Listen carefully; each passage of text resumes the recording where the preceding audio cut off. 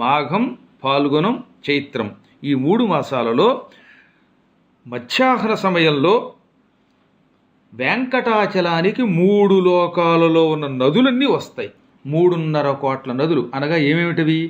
గంగా, యమున ఇటువంటి భూలోకంలో ఉన్న నదులు, విరజా నది వంటి వైకుంఠంలో ఉన్న నదులు, స్వర్గంలో ఉన్న మందాకిని వంటి నదులు, పాతాళ లోకంలో ఉన్న భోగవతి వంటి అనేకమైన నదులు భూలోకానికి మాఘ, ఫాల్గుణ, చైత్రమాసాలలో వచ్చే పూర్ణిమ నాడు వెంకటాచలానికి వస్తాయి.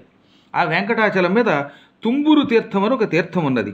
ఆ తీర్థంలో అవన్నీ కలిసిపోతాయి. కాబట్టి ఇప్పుడు తుంబురు తీర్థంలో ఆ రోజు ఇన్ని నదులు ఉన్నాయి, తుంబురు తీర్థము ఉన్నది. దీంతో పాటుగా సకల దేవతలు కూడా అక్కడ ఉంటారు. ఆ సమయంలో అక్కడ స్నానం చేసిన వాడికి సకల పాపాలు పోతాయి.